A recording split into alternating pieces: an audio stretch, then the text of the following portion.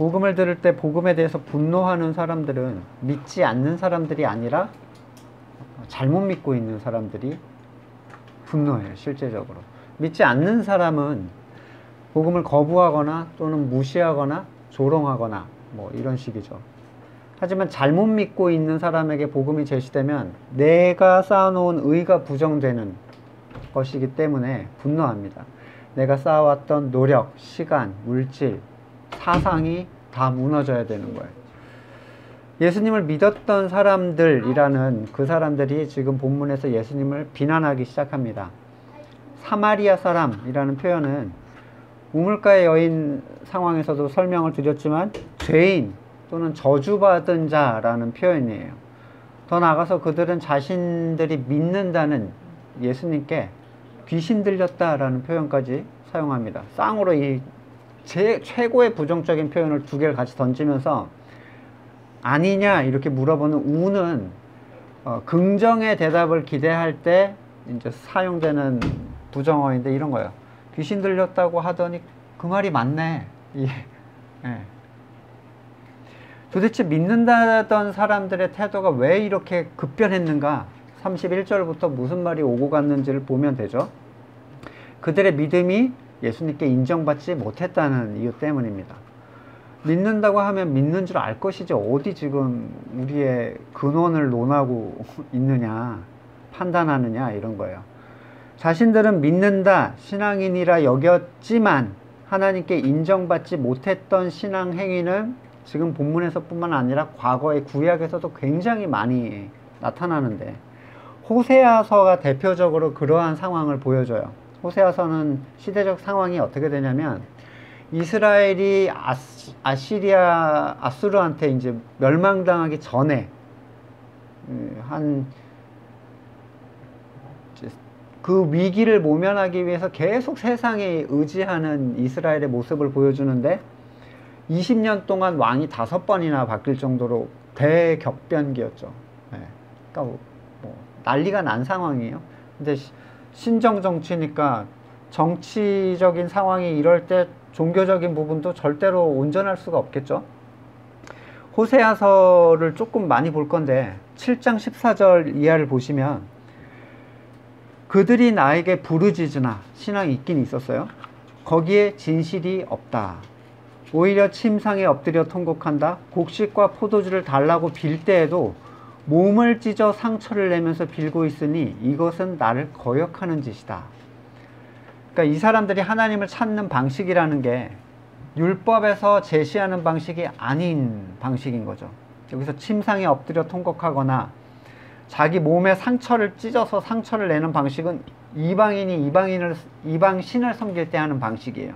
그러니까 하나님을 이방신을 섬기는 방식으로 하나님을 찾는 모습이죠.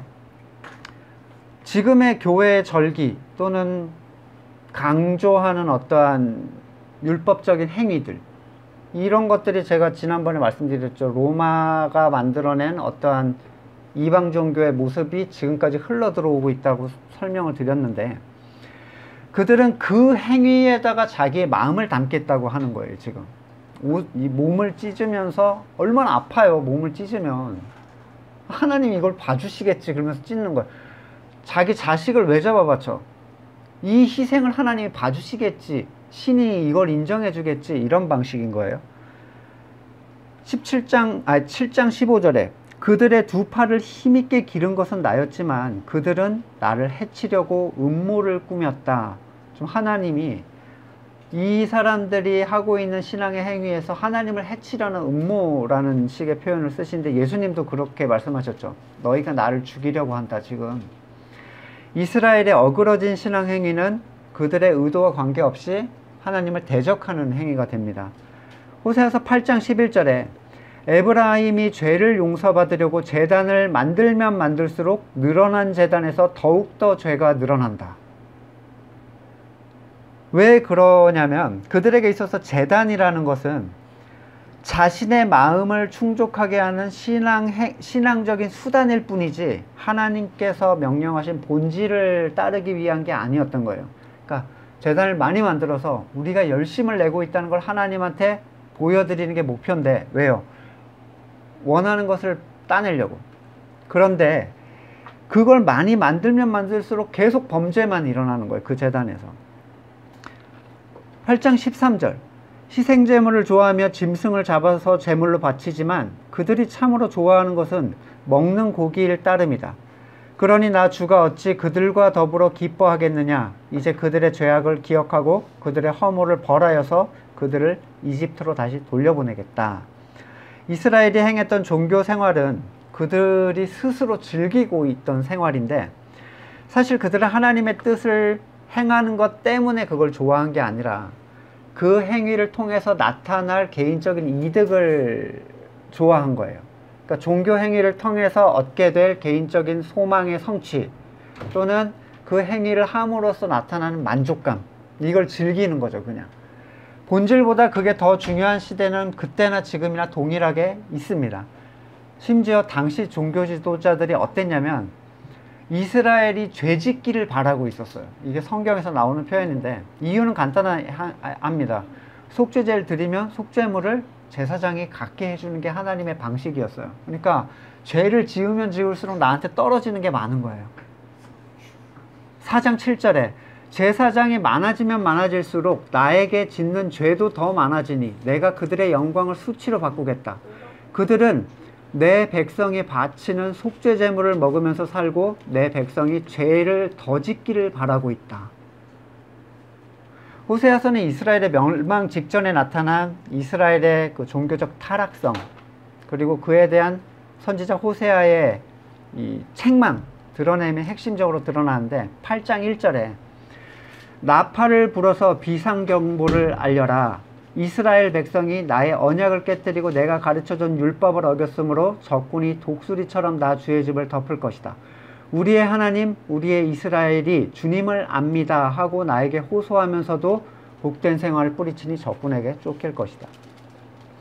이 호세아서에서 나타난 타락한 이스라엘의 잘못된 신앙생활을 지적하는 것에 대해서 성경은 나팔을 불어서 알리는 비상경보라고 표현을 합니다. 잘 믿고 있다고 생각하는 사람들에게 그것이 완전 잘못됐다라고 말하는 게 선지자, 사역자가 해야 될 사명이고 우리가 알다시피 개혁교회는 항상 개혁되어야 된다라는 개혁교회 모토가 있다고 했죠. 한 번 개혁되었던 것은 시간 속에서 다시 전통이 돼요. 전통이 된다는 건 습관이 되고 거기에 쓸데없는 것들이 붙는다는 거죠. 습관과 행위로 타락을 향해서 나가게 되는 것은 결국 기독교 역사가 우리한테 말해주는 살아있는 증거입니다. 광야의 삶은 정착하면 안 되죠. 계속 움직여야 돼요. 정착하기 전에 다시 털어내고 다시 짐을 가볍게 만들고 따라가야 됩니다. 성경 속의 모든 선지자와 예언자들이 항상 이 비상경보를 알렸어요. 해결을 했다가도 다시 무너지잖아요. 정착하면. 오늘 본문에서 그 일을 가장 중요하게 수행하고 계시는 분이 바로 예수님이신데 오늘 본문까지 요한복음을 읽으면서 또는 들으시면서 예수님의 사역의 핵심을 무엇이라고 얘기할 수 있습니까? 타락한 유대 종교의 잘못을 드러내시는 일이었어요. 잘못된 것이 정확하게 지적되지 않으면 오히려 참된 것이 왜곡될 수밖에 없습니다. 불신앙이라는 것은 믿지 않으면 내버려둬도 하나님을 욕되게 하지 않아요. 안 믿고 마는 거니까. 근데 잘못 믿는 것은 하나님의 이름을 망령되게 합니다. 믿지 않는 것은 내버려둬도 되지만 잘못 믿는 것은 믿는 것인 것처럼 생각하게 내버려둬서는 안 돼요. 이것은 사도행전이나 서신서에서도 동일하게 언급이 되는데 교회를 망치는 것은 불신앙이 아니라 잘못된 신앙입니다. 지금 우리에게 있어서 타락한 유대교의 부패를 드러내는 것보다 더 본문에서 중요하게 봐야 되는 건 뭡니까? 예수를 믿는다는 사람들의 거짓된 믿음을 드러내시는 주님의 사역이에요. 믿는다고 따라왔는데도 전혀 반가워하지 않으시죠? 이방인은 한국인이 타락한 유대교를 따라할 리가 없잖아요. 예수님을 믿는다는 허울 아래서 엉뚱한 곳으로 가는 경우가 너무 많습니다. 당시에 누구도 거듭나지 못한 까닭에 예수님께서 신앙적으로 이런 걸 지적하신다 해도 예수님을 믿을 수 있는 사람은 아무도 없었어요. 그러면 따라서 이 본문은 거듭난 자들이 이후에 이 성경을 보는 거듭난 자들이 거짓된 믿음을 가진 자를 분별하고 거기에 대하여 어떠한 태도를 취해야 되는가를 분명하게 드러내주는 본문이라고 이해할 수가 있습니다. 물론 부활 이전에, 예수님의 부활 이전에 우물가의 여인 또는 베데스다의 병자, 주님께서 구원함을 선포한 사람들이 있죠. 어떻게 이 사람들은 구원을 받았을까? 아직 주님의 부활로서 그 거듭난 생명이 이렇게 하나님으로부터 오지 않은 상황이었는데 이 사람들은 어떻게 구원을 선포할 수 있었을까? 이 부분은 믿음의 눈을 가지고 주님을 볼 수 있는 사람들을 하나님께서 미리 택해 주셨다라는 의미인데, 조금 뒤쪽에 본문의 뒤쪽에 나오는데 좀 앞쪽으로 당겨서 제가 설명을 드릴게요. 56절에서 아브라함은 이미 예수님의 때를 즐거이 기다렸으며 그걸 보고 기뻐했다라고 예수님이 말씀을 해주십니다. 어떻게 부활하지도 않은, 아니 태어나지도 않은 예수님을 보고 그때를 기뻐할 수가 있었는가? 믿음의 제사를 드렸던 아벨로부터 시작해서 에녹, 노아, 믿음의 선조들, 다윗과 여러 하나님 안에서 죽은 모든 사람들은 예수님의 십자가 사건 이전에 믿음을 가졌던 사람들이에요. 근데 그들이 믿게 된 것은 자신이 뭔가 가지고 있는 믿음을 발현해낸 게 아닙니다. 왜냐하면 예수님이 오시기 전이든 오신 상황이든 돌아가셔서 하늘로 승천하신 다음이든 간에 메시아된 주님을 바라본다는 것은 하나님이 그에게 영적인 눈을 열어줘야만 가능한 일이에요. 과거든 예수님의 시점이든 미래든 간에. 그러니까 이건 시간에 관계된 게 아니라는 거예요. 안나와 시몬, 누가복음에 나오죠. 예수님이 태어나기 전에 자꾸 예수님을 오실 메시아를 바라보고 기도했던 할아버지, 할머니. 예. 반면에 지금 본문에서는 눈앞에 두고도 예수님을 못 알아보고 있는 사람도 있죠. 믿음의 사람들은 예수님께서 십자가의 사건을 성취하기 이전에 하나님의 뜻에 따라 그리스도에 속한 믿음을 갖게 되고 또한 구원을 얻게 된 사람들인데, 이런 질문을 하잖아요. 다윗은 구원을 받은 거 맞냐? 부활하시지도 않았는데, 거듭나지도 못했는데 어떻게 구원을 받느냐? 우리 히브리서 11장을 잘 아시죠? 믿음장. 그곳에서 언급된 사람들은 말할 것도 없이 구원을 받은 사람들이에요. 믿음의 사람이라고 성경이 인정해 주죠. 그들은 예수님께서 태어나기 수천 년 이전에 이미 믿음을 가지고 있었고, 믿음으로 행한 그 일이 성경에서 하나님 안에서 행한 것으로 인정받고 있고, 그들의 사후 상황에 대해서는 구원받았음을 성경이 분명하게 확증을 해줍니다. 왜냐하면 구약의 인물들 또는 십자가 사건 전의 인물들, 믿음의 인물의 믿음이라는 것은 그리스도의 구원의 성취에 대한 믿음이에요. 하나님을 믿는다는 것은 하나님의 존재의 유무를 믿는 게 아닙니다. 하나님께서 약속하신 언약을 믿는 거예요. 아무리 강조해도 지나치지 않는데 이 강조점을 모르는 분이 많기 때문에 다시 반복을 할게요. 하나님의 언약은 하나님께서 직접 구원받을 백성을 번성케 하겠다라는 약속이에요. 아브라함과의 약속 이전에 하나님을 믿는 모든 사람들은 하나님의 언약 안에서 믿음을 가졌다는 걸 뜻합니다. 아벨의 희생제사, 에녹의 하나님과의 동행, 노아의 방주, 모두 하나님만이 오직 구원하실 수 있다라는 고백 속에서만 가능한 결론들이었어요. 따라서 지금 그리스도 십자가 사건 이전에 구원을 받은 사람들이 있지만 그것은 그리스도와 관계없이 진행된 게 아니라 그들의 죽음 후에 그들이 살아서 가졌던 믿음에 의해서 이후에 나타날 그리스도의 죽음이 그들에게 적용이 되는 상태를 얘기하는 거예요. 굉장히 어려울 수 있는 얘기예요. 왜냐하면 약간 시공을 초월해서만 이해할 수 있거든요. 이 얘기는. 히브리서 11장 13절에 이 사람들은 다 믿음을 따라 죽었으며 약속을 받지 못하였을 때, 이거 약속을 받지 못했다는 건 뭐예요? 그리스도의 십자가의 죽음의 성취, 그러니까 거듭난 생명을 그때 살아서 받지 못했어. 그들은 그것을 멀리서 보고 환영했으며 또 땅에서는 외국인인과 나그네임을 증언하였으니 그들이 이같이 말하는 것은 자기들이 본향 찾는 자임을 나타냄이라. 자, 아브라함과 같은 믿음을 가졌던 사람들은 약속을 받지 못했어요. 예수님의 탄생을 보지 못했죠. 예수님의 부활을 경험해 보지 못했어요. 하지만 그것을 멀리서 보고 환영했다라고 얘기하는데, 이 하나님의 약속에 대한 환영, 기뻐함이라는 것은 삶을 사는 태도로 증거가 돼요. 어떤 거냐면 땅에서는 외국인과 나그네임을 자기네들이 증거했어요.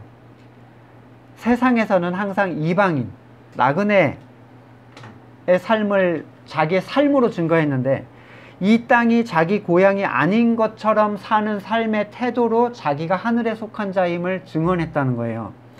나그네라는 건 어떤 존재입니까? 환영받지 못합니다. 쉬지 못하고 누릴 수가 없는 존재예요. 언제까지? 집에 갈 때까지. 예. 그러한 삶을 스스로 택함으로써 그들이 여기에 속하지 않았다라는 걸 증거했다는 거예요. 예수 그리스도를 바라는 사람은 세상의 부귀영화를 위해서 또는 자신의 영광을 위해서, 자신의 선의 시련을 위해서 사는 사람들이 될 수 없습니다. 그것은 그리스도의 영광을 보지 못하는 사람들의 특징이고 세상을 본향으로 생각하는 자들의 대표적인 특징이에요.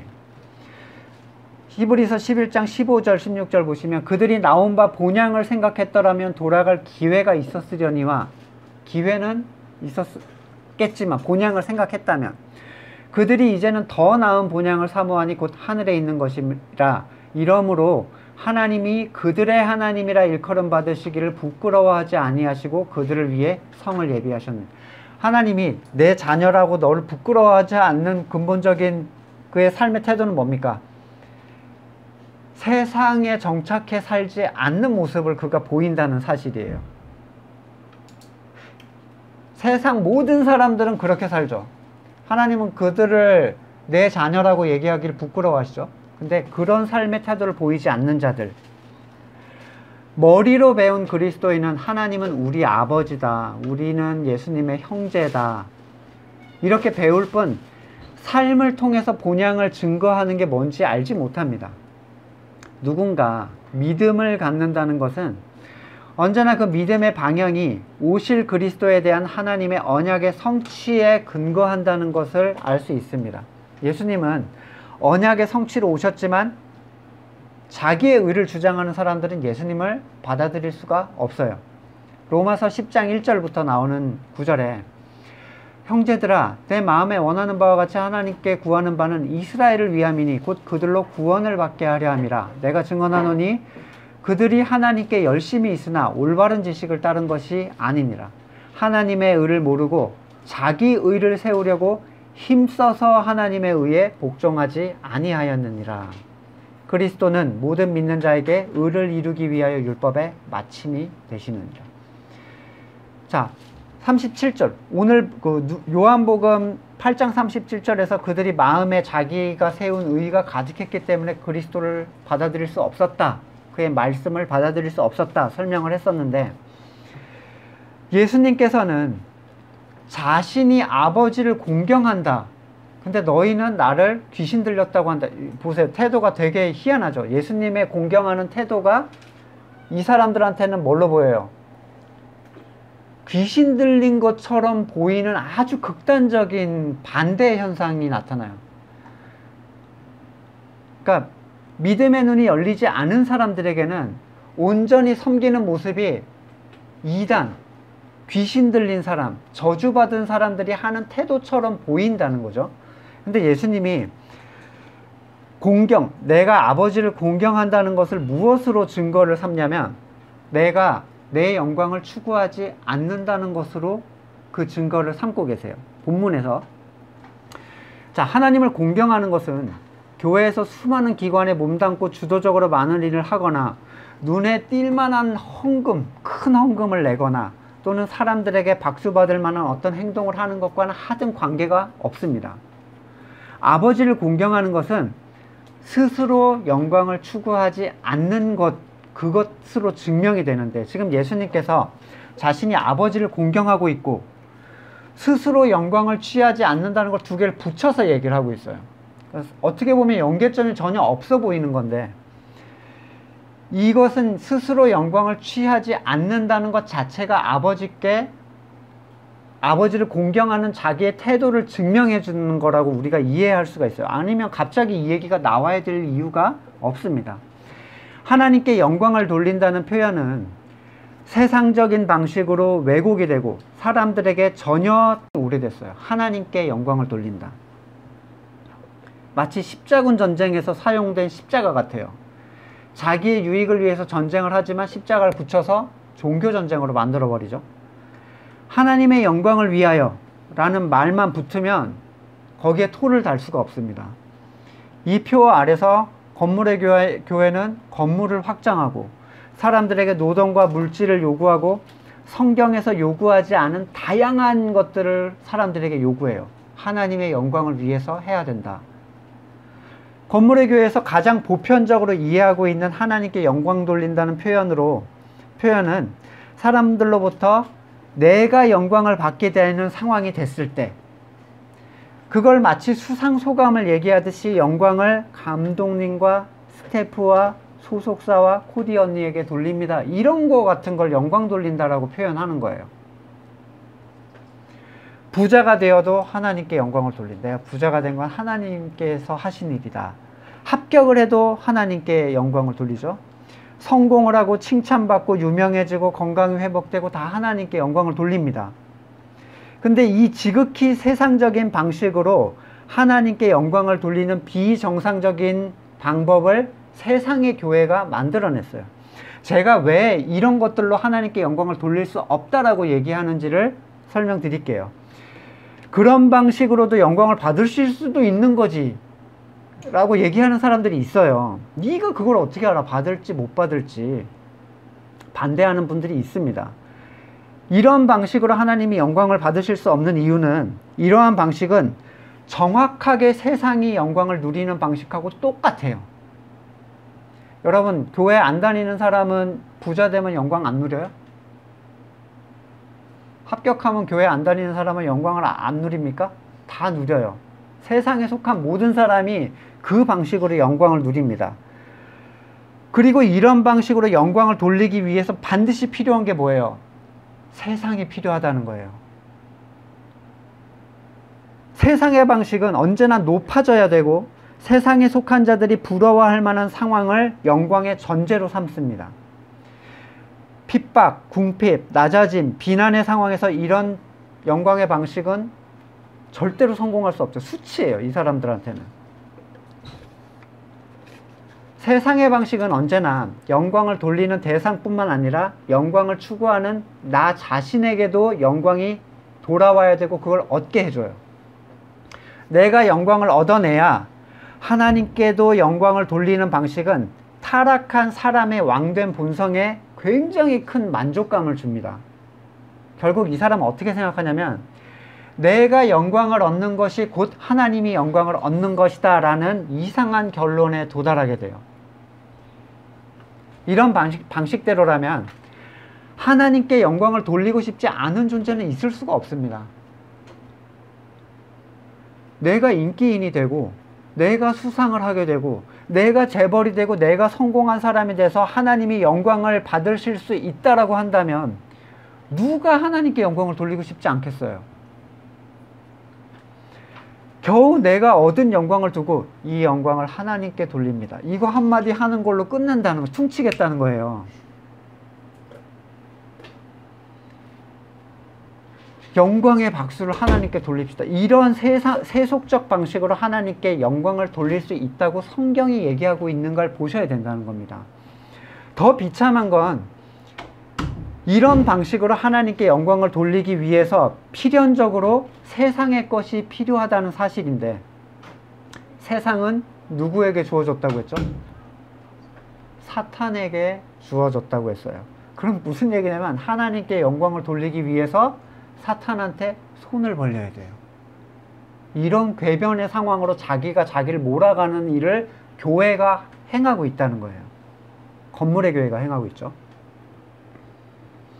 지금 말하는 사탄의 소유물이다, 세상이 사탄의 소유물이다, 여기 자꾸 이제 태탈금 뭐 이런 게 사탄의 것이라는 얘기냐 이러고 뒤집어 씌우려고 하는데, 자, 본질을 좀 보세요.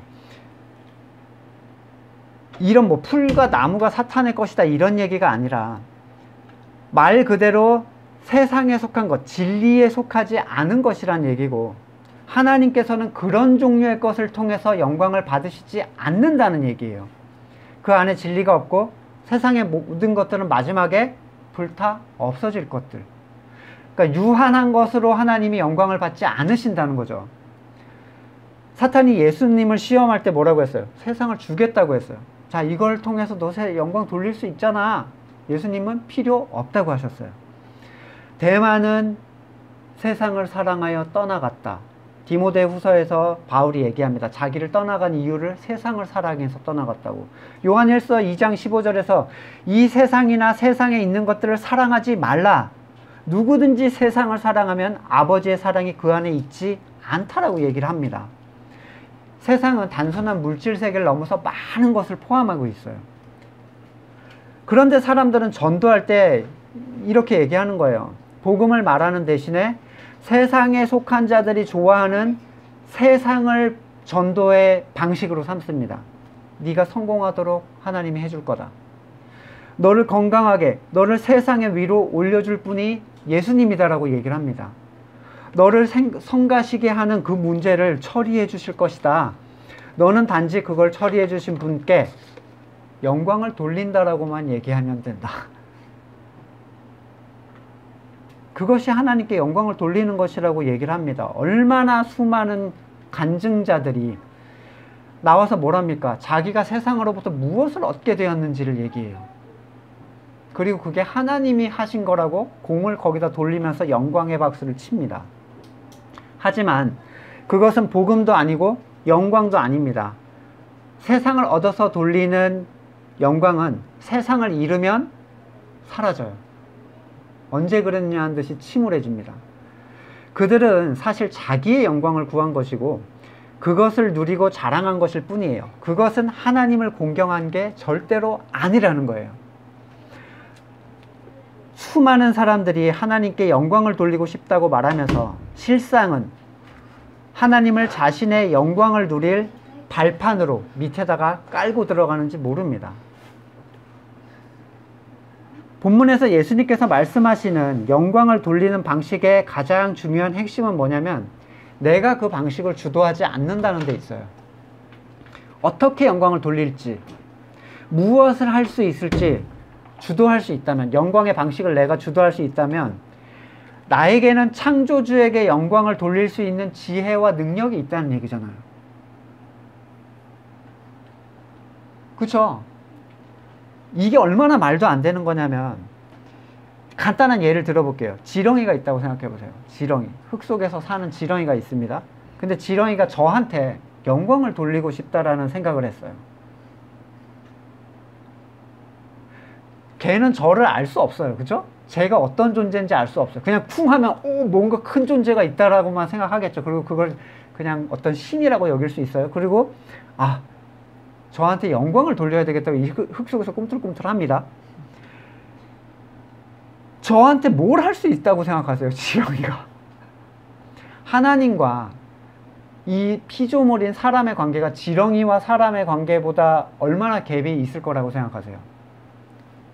저는 하나님과 사람의 이 갭보다 아주 차이도 안 나는 급이에요. 지렁이랑 저는 거의 동급입니다. 하나님은 그렇게 보고 계세요, 사람을. 너 지렁이 야고바 이렇게 얘기하죠. 먼지 같은 존재야 이렇게 얘기하세요. 창조주 하나님과 피조물 사람의 관계는 시간과 공간과 물질의 세계에 묶여있는 한시적이고 자기 머리카락 하나 바꿀 수 없는 무능한 존재, 그 존재가 영의 세계의 창조주, 물질 세계의 창조주이자 보존의 능력과 지혜를 가지신 분께 영광을 돌리려는 생각을 한다는 것으로 뭘 할 수 있겠냐는 거예요.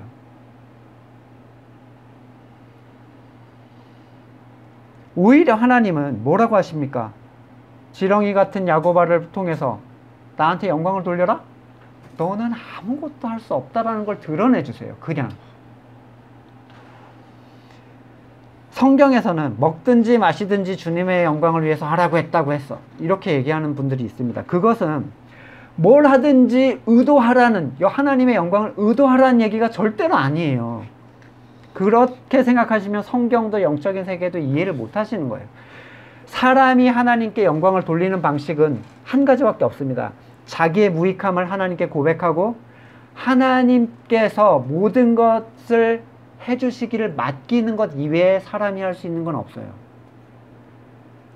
하나님께서 하나님께 영광을 돌리시도록 자기를 맡겨드리는 것, 그게 사람이 할 수 있는 전부입니다. 근데 사람은 이걸 하기 싫어해요. 내 의가 들어가 있어야 나한테 만족이 오거든요. 성경은 그래서 보내신 자를 믿는 게 하나님의 일이라고 했잖아요. 하나님께 돌리는 영광에 대한 성도의 지향점은 언제나 자기 부인이 초점이에요. 내가 할 수 없다라는 것으로 돌아가는 것. 먹든지 마시든지 모든 순간에 하나님께 영광을 돌리는 건 뭐냐면 먹든지 마시든지 모든 순간에 자기를 부인하는 거예요. 날마다 자기를 부인하고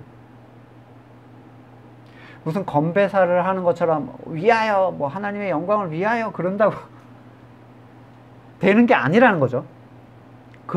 그렇게 생각을 하시면 이 본문의 구절의 가치가 너무 왜곡되는 거예요. 슬픈 일입니다. 유대인들은 영광을 위해서 살지 않았습니까? 영광을 위해서 수많은 일들을 만들어냈죠. 그 예수님이 정말 싫어하셨어요. 오히려 하나님의 이름에 먹칠을 하는 결과를 가져왔죠. 사람이 스스로 만들어내는 모든 행동은 사람의 일이고 예수님은 사람의 일을 생각했던 베드로에게 사탄아라는 표현을 쓰세요. 영광에 대하여 주시는 분도 구하시는 분도 판단하시는 분도 하나님이시다라는 고백을 하는 예수님의 겸손한 모습. 예수님은 그러지 않았는데 왜 우리는 하고 있느냐는 거죠.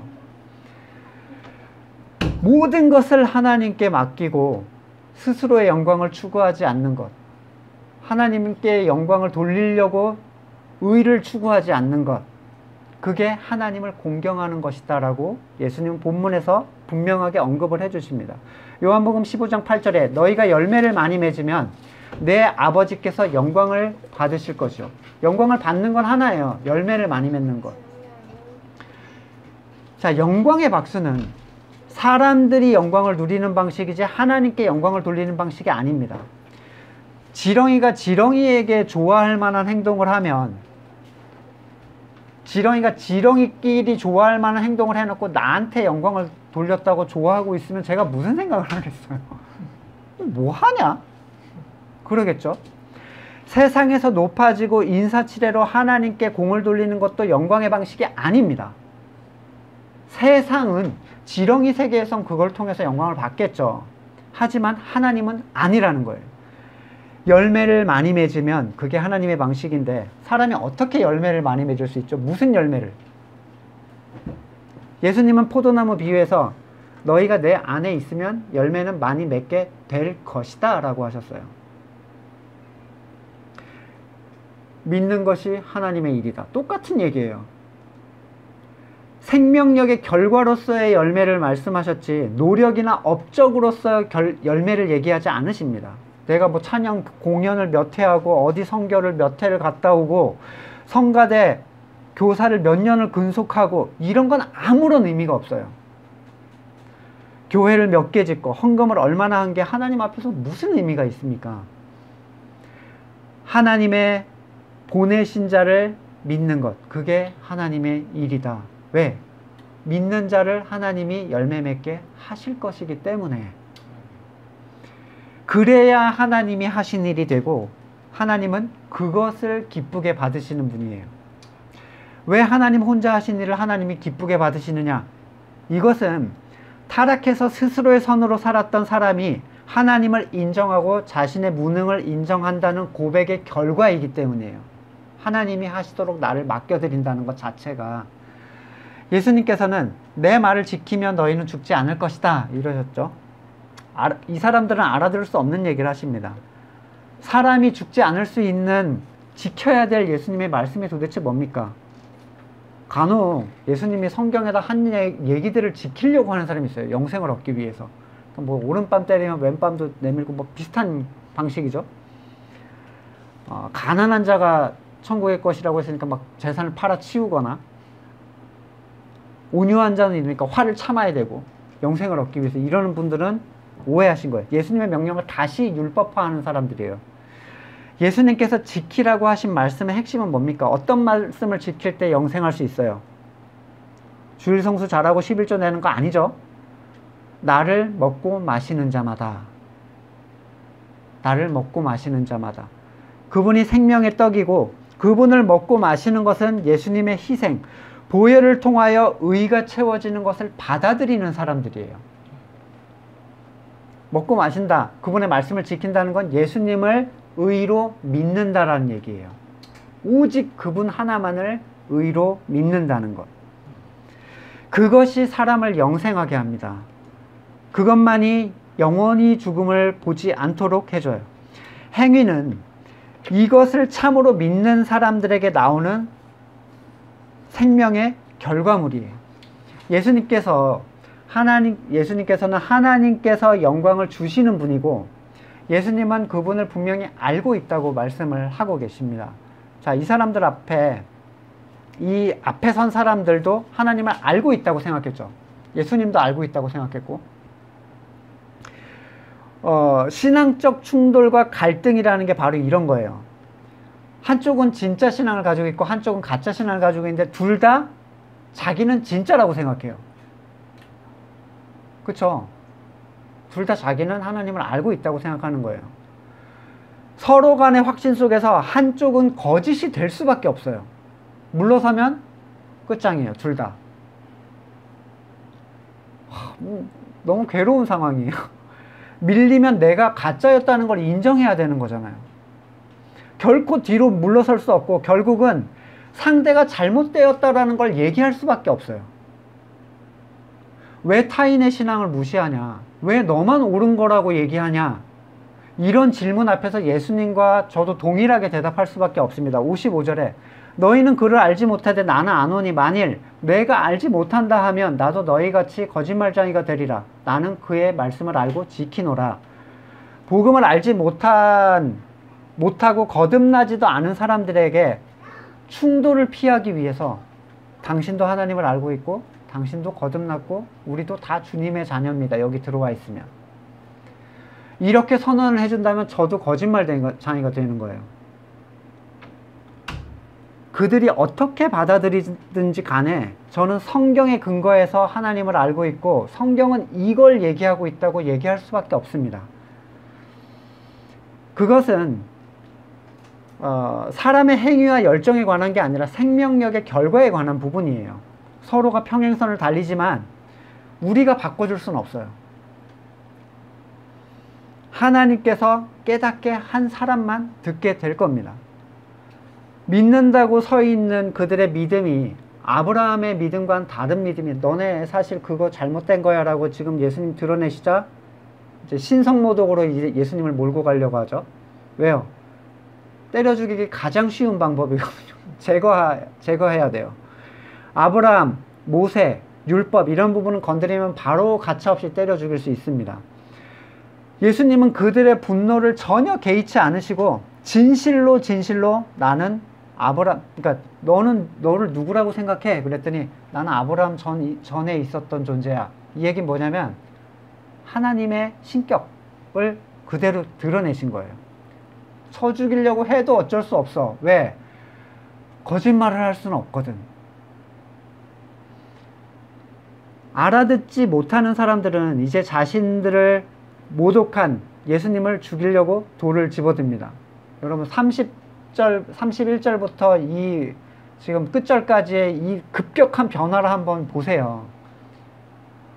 믿었던 사람들의 이 살인적인 태도. 그러나 하나님의 때가 아니면 사람은 죽지 않아요. 그렇기 때문에 뭘 두려워할 필요가 없어요. 죽음을 두려워할 필요가 없다는 거예요. 하나님이 죽음을 정해놓으시면 누구도 빠져나갈 수 없어요. 아, 이렇게 했더라면 안 죽었을 텐데, 여러분 그런 생각하실 필요 없어요. 가끔은 그런 생각이 들잖아요. 아, 거기를 안 갔었더라면, 내가 조금 더 붙잡고 있었더라면. 근데 하나님의 사람은 하나님의 때까지 살 수 있는 거예요. 왜요? 히스기야는 더 살았잖아요. 그건 더 살 수 있다는 걸 보여주기 위한 게 아니에요. 그 본문은. 그건 뭐 본문 외적인 거기 때문에 나중에 설명을 드리고, 실수로 내가 먼저 죽을 수도 있다 이렇게 생각하면 여러분 머리카락까지 세고 계시는 하나님에 대한 신뢰를 어떻게 할 수 있겠어요? 성도는 자기의 모든 삶의 걸음을 하나님께 맡기고 신뢰하며 그 주시는 길을 가장 좋은 것으로 인정하는 사람들이에요.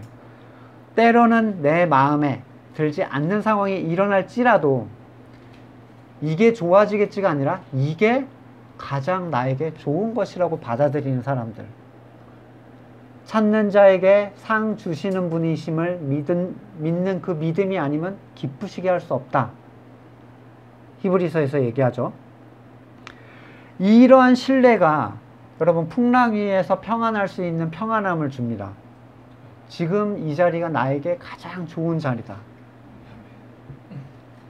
아, 그런 어거지를 쓰려고 하지 마라. 뭐라고 반응하셔도 저는 이렇게 얘기할 수밖에 없어요. 안 하면 거짓말을 하는 거기 때문에 바꿀 수가 없습니다. 모든 것이 풍랑 속에서 배가 가라앉는다면 그게 하나님의 때까지인 거예요. 그러니까 두려워할 필요가 없었어.